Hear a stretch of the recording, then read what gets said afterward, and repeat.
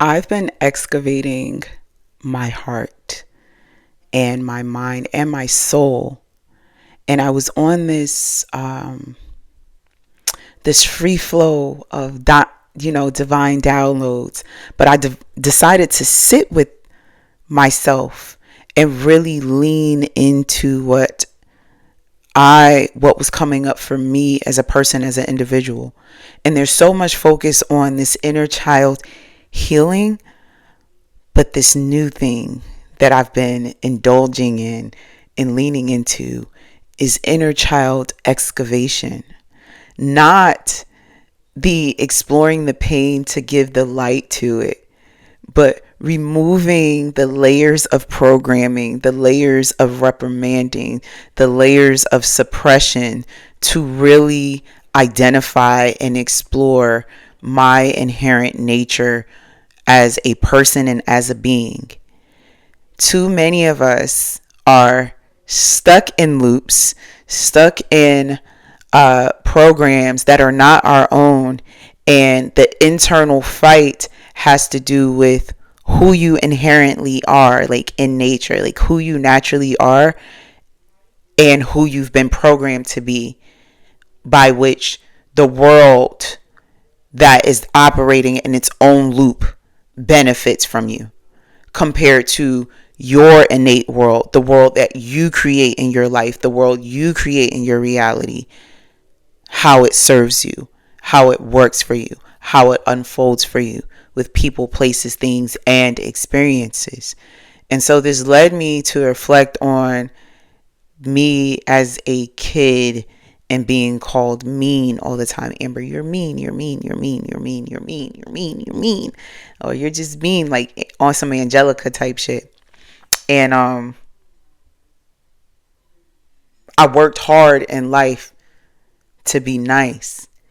So in recent years, I've learned like I'm a very kind person. I really am. And I'm also a very mean person. But I had to realize that as a child, I was called mean because I was holding people to truth. I was standing in my own truth as a child, while also holding the adults around me accountable for the truths that they were living. Yeah, I'm an asshole. Yeah, my dad lying to my teachers and flirting with them. Like now as an adult woman, I'm like, bro, you're so despicable. Like some adults really are fucking trifling. Like, why are you doing this in front of your daughter to her elementary school teacher? Like, and then you call your dad out, like, aren't you dating such and such? And yeah, as a kid, you're an asshole. But it's like, if you're teaching me to be honest and tell the truth, but you're standing here in front of me lying and presenting one thing, I have to call you out on that. I have to hold you to the standard that I hold myself to, right? And so one of the things, even in that excavation of my inner child, realizing I was a person who always took initiative. As a young person, I always took initiative. I took the outline and the framework of my upbringing, but I always took initiative with my hair, with my nails, with my skin, with my dress, with my apparel, with my socials. I was a risk taker.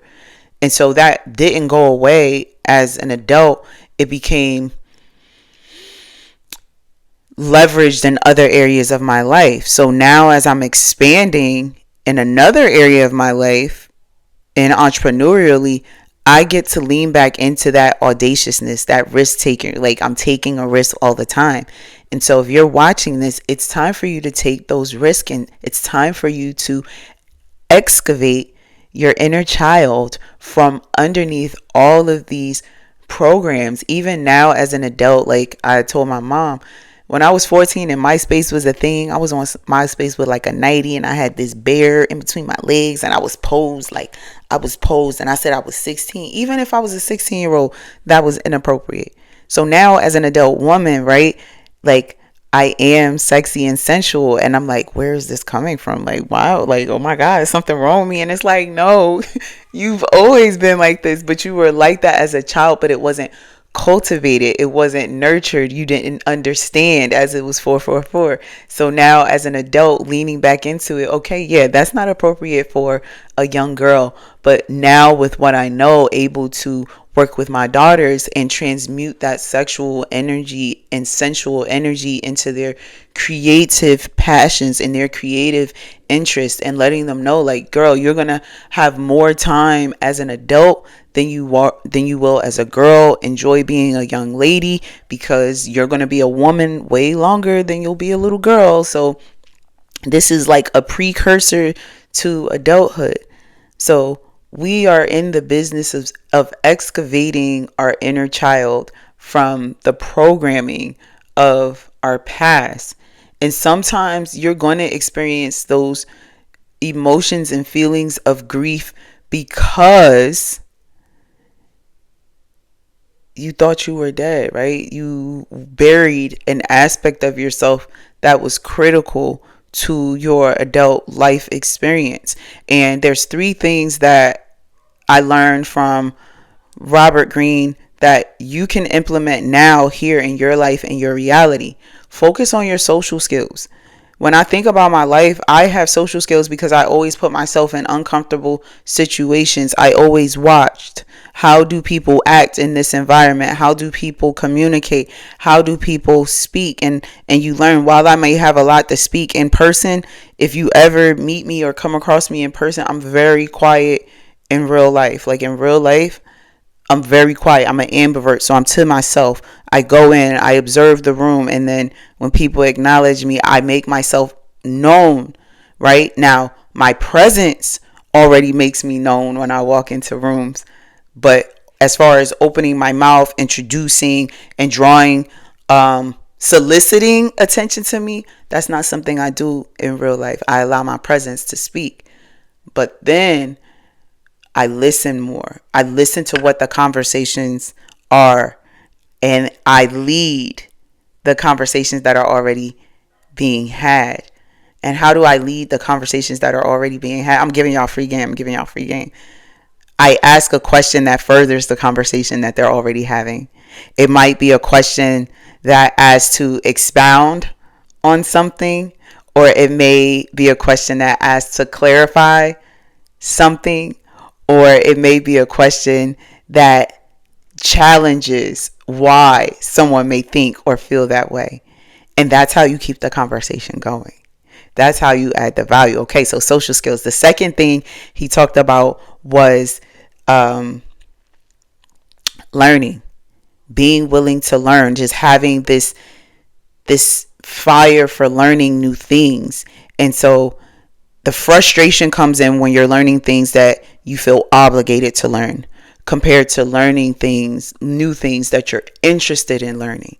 And so you may not be interested in learning, let's say, I don't know, what's something that people don't want to learn?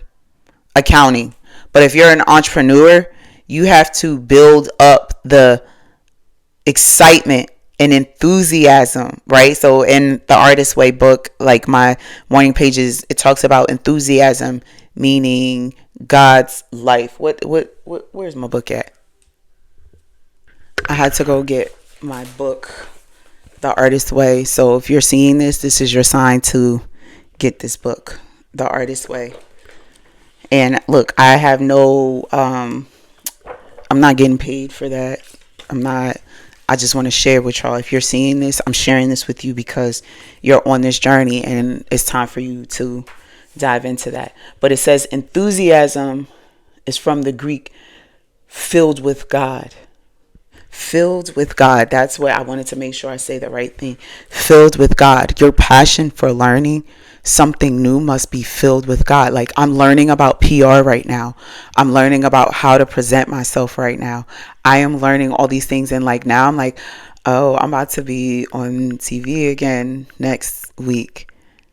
And I have been thinking about, okay, what am I going to do with my hair? And I have been like, okay, do I want to go back blonde because I miss my blondes and I really love my blondes? But I'm like, I'm going to just keep it regular. So I'm like, okay, what we going to do? I might do some highlights, some blonde highlights. I might not go in and do my whole head, but maybe, I don't know.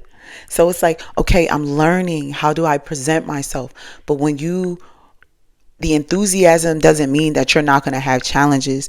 The enthusiasm doesn't mean that you're not going to have sad days or bad days. I am enthusiastic about merging and quantum shifting my life in this now moment.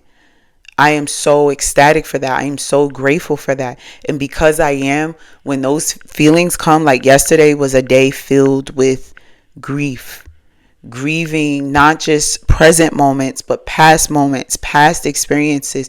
How did I end up here now, grieving my previous identities? Because when you are actively shifting in quantum, it is not a, a flip of a switch. It is an integration process. It is a journey. It is an ongoing journey where you're like, okay, here's a path. I get a choice. Okay. And I told my daughter, I said, when the lessons come, like the lessons don't go away when you become an adult. Me as an adult, I'm like, okay, one, this is what I experienced. Okay. I may have passed this, I may have failed this test the last time, but this time I'm going to pass it with a C. Okay, this time, now the next time I'm going to get a B, and the next time I'm going to get an A. And you get excited about getting better and better and better. When I first was riding motorcycles, I was the slowest one in the group. I was always in behind. I would get tired. My bike would be heavy, and I was on a 600. A 600 is like one of the smaller bikes. But then as the years went on, because you keep experiencing the lesson, and because you keep experiencing the lesson, you are now developing a confidence. You're developing a confidence. And as you're building your confidence, you feel more prepared in answering and responding to, you feel more suited, you feel better suited in responding to that lesson. You're able to say, okay, I know when I did this last time, this was the response that I got, and this was how I ruminated. Okay, so next time I'm going to try to choose this one, and this is how I'm going to navigate it. And that's how you learn your lesson. You learn and you build upon the skills, and you strengthen yourself. It's an exercise. It's a muscle. So learning. So the first thing is, what did he say? Your social skills. Develop your social skills. The next thing is develop your passion for learning, for what it is that's going to move you forward in your life. Because if you take an interest in learning math skills, but you have no need, or it's no alignment for your life, then what's the purpose of doing it? So that's where hobbies come in, and hobbies are important. Learning how to knit, learning how to color, crossword puzzles. I love crossword puzzles. Like, I got all these crossword puzzle books. I got little engineering, nat geographical shit that I be building. I do these little creative projects in my house, and I'm learning how to do things. You learn how to do things. You learn how to do for yourself.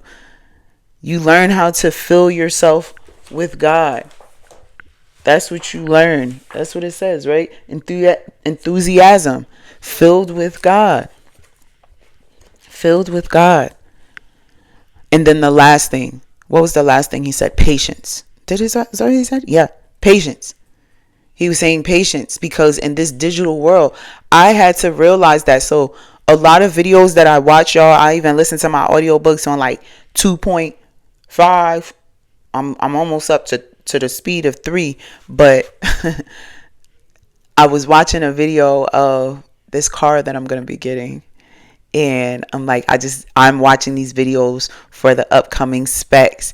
And I'm watching these videos because when I actually had the car, I'm like, I'm not going to be watching videos about my car. But I'm like, yes, I am. I'm going to be watching videos about the different specs that are there, how to use certain things in the car, how to know how to drive my car. I'm reading like the instruction manual. So I chose to watch the video on normal speed.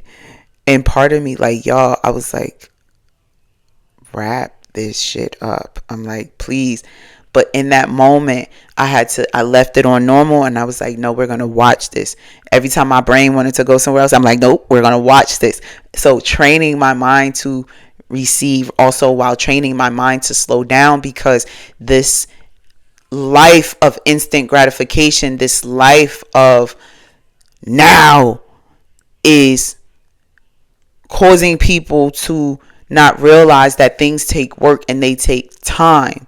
And time is subjective, but it's also relative to the work that you're doing. So something can take 5 years, but it can also take 1 year, depending on how invested you are with your work and your responsibilities as it relates to the time that something takes.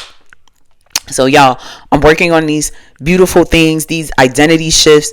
I am just building right now, and thank you guys for sticking with me, for being a part of the channel, for growing the Rich Life Collective. We are like so close to 200 subscribers. Like, I have 200 subscribers, so now I'm gonna go get me a little 200, like little baby numbers, and celebrate when I get to 200 subscribers here on YouTube, because right now I'm talking to y'all, but I'm also talking to the 200,000 subscribers that we have here in this Rich Life community, the Rich Life Collective that I'm building out, where we'll have our one-on-one, like our offline, our virtual offline spaces, where I have so much, I want to say wealth. Yeah, wealth that I want to share and circulate with you all. You aligned Rich Life collective, like I'm looking at, like, so I'm in my office, and I have a green wall in my office, and it says soul freedom up there. And I'm just like, that is all it is. Soul freedom. If you're here, if you're watching to this point, everything that I ever share is all about assisting others on their journey of soul freedom. Living how you want to live, when you want to live, that identity shift, your mindset. Affirm your life. So much is changing. So we are being and becoming all at once. Y'all are watching me change right before your eyes. Like,